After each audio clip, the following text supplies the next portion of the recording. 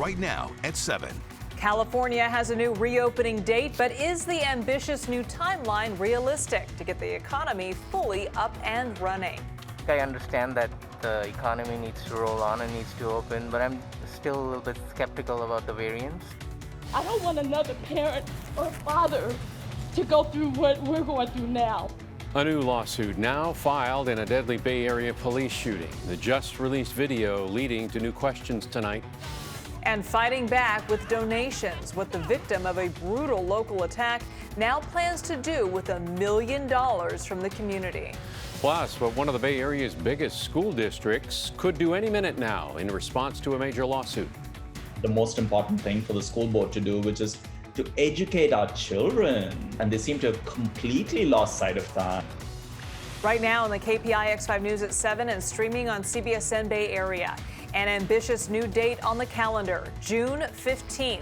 That's the day Governor Newsom plans to lift restrictions and reopen California's economy. Good evening, I'm Elizabeth Cook. I'm Alan Martin in for Ken Bastida. Let's start with KPIX 5's Kenny Choi on what it's going to take to get back to that pre-pandemic life. All indications point to business as usual and the state fully reopening by mid-June. But the big if is whether positive trends continue, including supply, hospitalizations, and other metrics moving in the right direction. Like weaving through a maze, getting a vaccine appointment, even when eligible weeks ago, has been a challenge for many. Oh, it's completely random. I've been trying for about a week or two to get an appointment, and I just hopped on the website yesterday and was able to get it. Fully reopening businesses and the economy by June 15th is the goal, with more supply anticipated in the coming weeks and millions more 16 and over becoming eligible by mid-month. We will be moving beyond the blueprint, and we'll be getting rid of the colored tiers. We'll be moving past the dimmer switch. Last week, 2.5 million doses went into the arms of Californians. Some 20 million doses have been administered so far, with 4 million going to disadvantaged areas. The state anticipates 30+ million doses by the end of April. We're looking 10 weeks out. That our expectations, the vast majority of people that want, in fact, we believe everybody that would want a vaccine will have had the opportunity not only receive a vaccine, but will have had that second dose. Vaccinated or not, the push to fully reopen is being questioned. I understand that the economy needs to roll on and needs to open, but I'm still a little bit skeptical about the variants. About a third of the states across the country have lifted their mask mandates or have never had them in place. When do you anticipate the state of California lifting that mask mandate? We're not anticipating in the short run lifting the mandate for masks. We think it's incredibly important. It's the most powerful and important non-pharmaceutical intervention we could do to mitigate the spread of this disease. As for the mass vaccination site at the Coliseum in Oakland, FEMA supply will end on Sunday. It is unclear whether the state and the counties will be able to match the pace, with more than 40,000 shots being administered at the Coliseum over the last 8 weeks. In San Francisco, Kenny Choi, KPIX 5. The Bay Area is now almost all orange. Napa, Sonoma, Contra Costa counties, they moved into that less restrictive orange tier today. Solano County, the only one still in the red tier. A lot of people were out and about in Walnut Creek today. As of midnight, the restaurants can up their capacity for indoor dining up to 50%. It also means more people allowed in gyms and places of worship. Bars and wineries can also reopen for tastings with limits. There's a lot of excitement for that in Napa right now. It's absolutely lovely to sit outside and have a wine tasting when you can and when you have the space to do it. But having the option to come indoors, especially as the heat's approaching, is absolutely phenomenal. Good word. To see what's open in your county, head to kpix.com. Tonight, the Danville Police Department and the Contra Costa County Sheriff's Office have been hit with a federal lawsuit. It alleges that there was no justification for the shooting of Tyrell Wilson. The homeless man was killed by a Danville police officer in March. Police said Wilson was armed with a knife and threatened the officer. It comes as new cell phone video recorded by a driver was just released. It shows Officer Andrew Hall firing a single shot at Wilson. Hall is on administrative leave. He was also involved in a deadly 2018 officer-involved shooting. I do want the officer to come to some kind of justice, because I don't want another parent or father to go through what we're going through now. We do not have Tyrell being aggressive and running or threatening the officers. Danville police were originally called to the area to investigate a report of someone throwing rocks at cars from the freeway overpass. The Danville Police Department would not comment on the case because of the pending lawsuit. In San Francisco tonight, the Asian grandmother who fought back against her attacker plans to start a nonprofit. Here's a new picture from Zhao Shenxi. She received more than $1 million in donations and now plans to create a foundation to support the AAPI community. The 70-year-old was assaulted on Market Street last month. She was able to fight off her attacker, but she was left certainly with some terrible bruises on her face. Her grandson tells KPIX 5's Betty Yu that she's finally feeling better, both mentally and physically. A live look at San Francisco. The school board is back in the spotlight tonight. The group is meeting right now and will likely rescind their controversial decision to rename dozens of schools. KPIX 5's Andrea Borba on why some say they've lost sight of a bigger goal here. Andrea? Well, Elizabeth, that resolution to rescind the renaming of schools in San Francisco came after a judge told them they must do so. And in their response in that resolution, they called the lawsuit to change the names frivolous. But amidst all of that, parents say they are still not focusing on the right things, and that is getting kids back in class. While the SFUSD School Board discusses a resolution to bring students back on campus full-time in the fall, parents say the time is now. The CDC says we can safely bring back our middle school students, our high school students. The district is also looking to roll back a proposed renaming of campuses, but only after a lawsuit was filed taking aim not at the cause of removing racist names, but the methodology. We sent letters to them explaining what they had done was inconsistent with the law and how they could fix it. But they just ignored those letters, and so we had to file suit. And all of this comes less than a week after board member Allison Collins, stripped of her VP role and committee assignments over tweets many viewed as racist, has levied a multi-million-dollar lawsuit against her fellow board members. There is, a potential First Amendment claim there. I don't think it's likely to be successful at all, because she's in a policy-making position. Parents say the focus of the board is not on students at all. The most important thing for the school board to do, which is to educate our children. That is their one job, and they seem to have completely lost sight of that. SFUSD students say while their private school counterparts are back in person, they're left on Zoom and struggling. I don't know any of my teachers. I feel like I used to be a really great student, and this year I just lost all my motivation. Now, the superintendent of the district, Dr. Vincent Matthews, had announced his retirement at the end of this school year. The school board has asked him to stay on one more year. We expect to hear more tonight as this meeting continues. Live in San Francisco tonight, Andrea Borba, KPIX 5. Andrea, thank you. Yo, you know the sound. Right now, the city of Alameda considering a ban on those leaf blowers. City council meeting to talk about it started a few minutes ago. Supporters say that the gas-powered machines are noisy and they contribute to climate change. Critics of the ban say they're necessary for cleaning up yards and streets. Oakland, Mill Valley, and Los Altos have passed similar bans.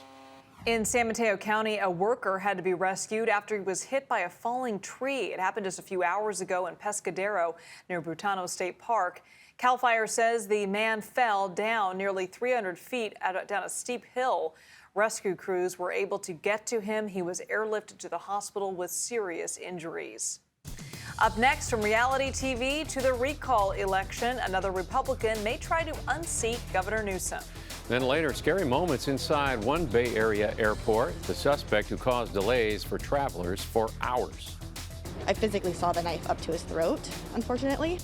And our April 1st fuel sampling trip indicated that the fuels are very, very dry. But first, Bay Area wildfire experts are now testing how dry our plants are, and the results are not good. And new criminal charges tonight for PG&E, the ruling for this devastating Bay Area wildfire.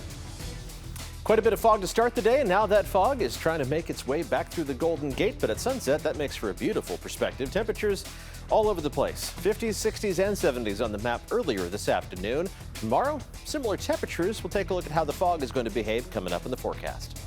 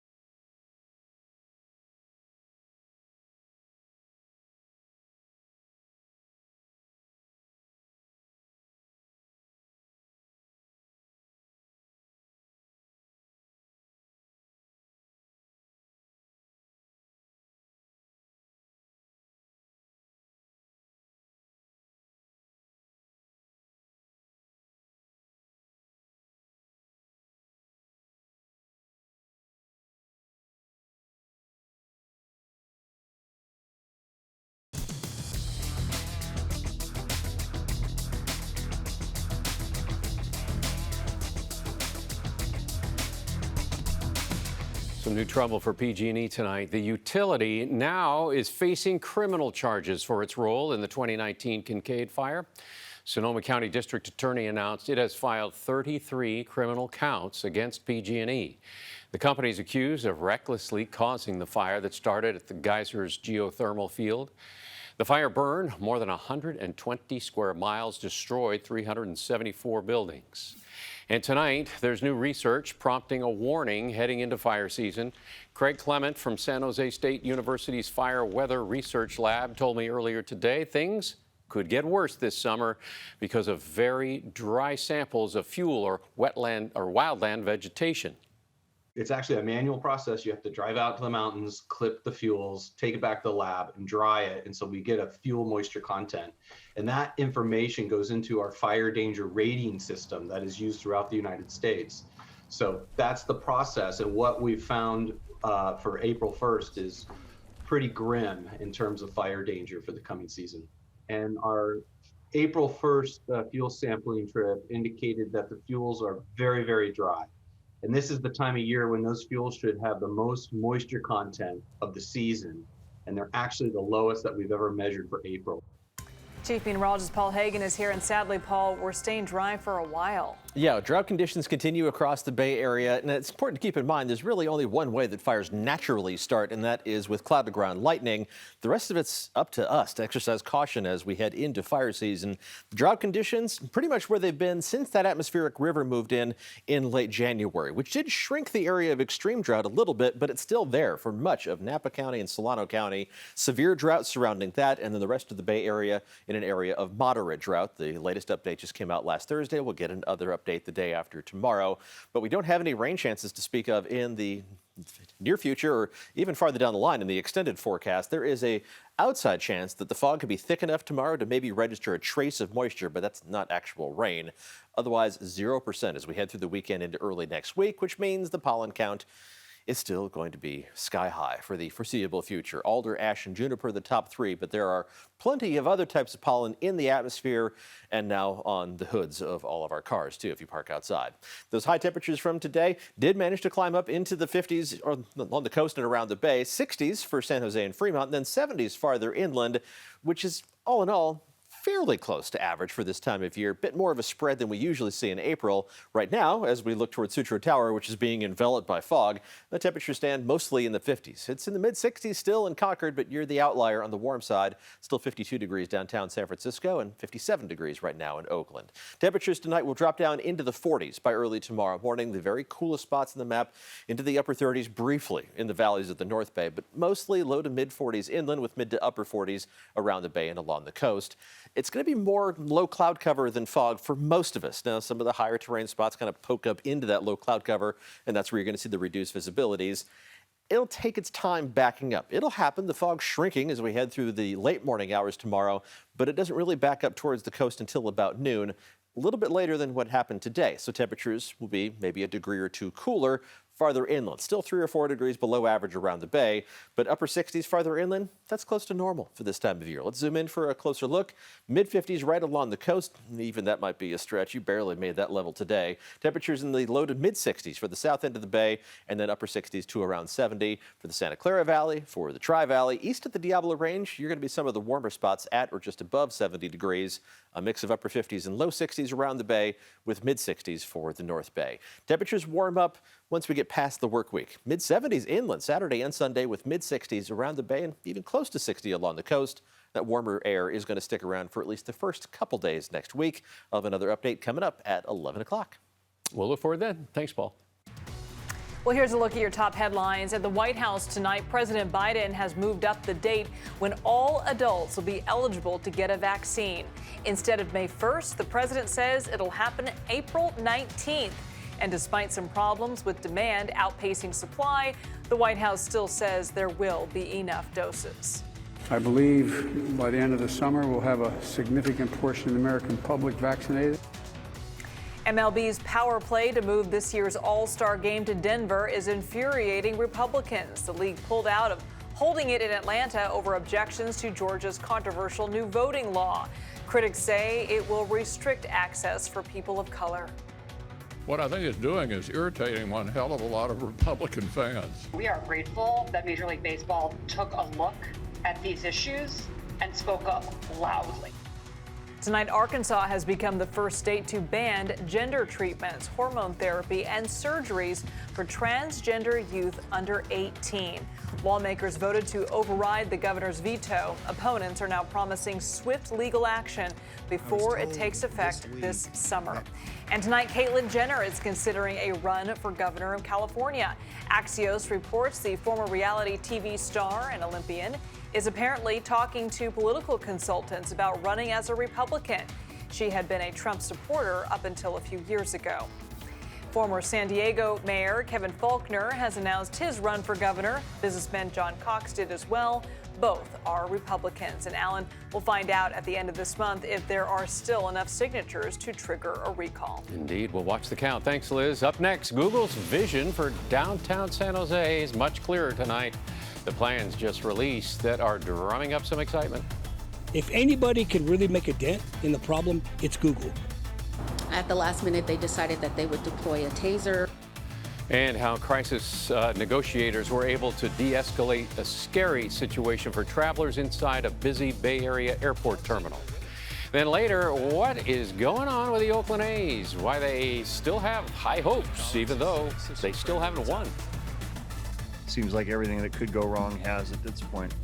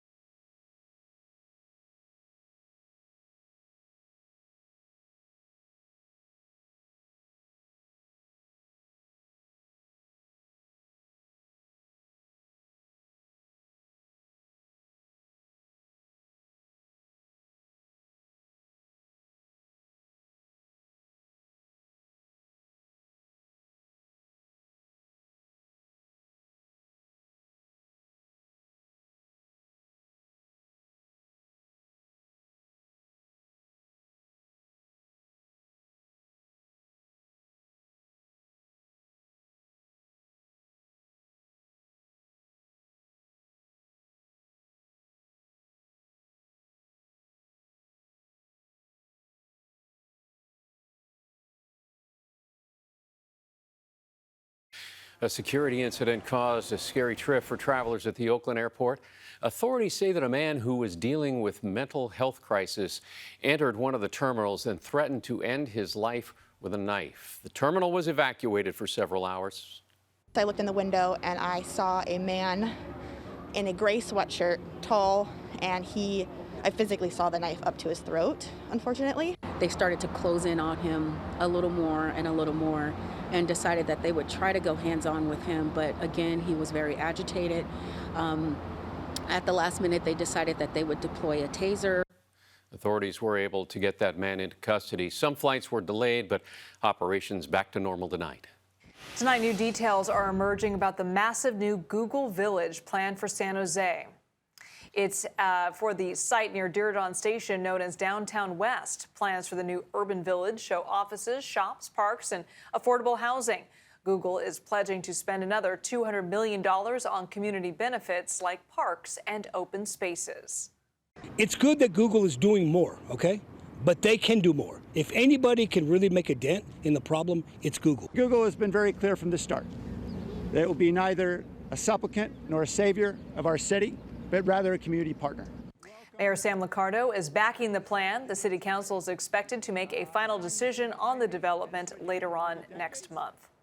Well, coming up next for us, why the A's aren't that worried despite having some of the worst stats in the majors.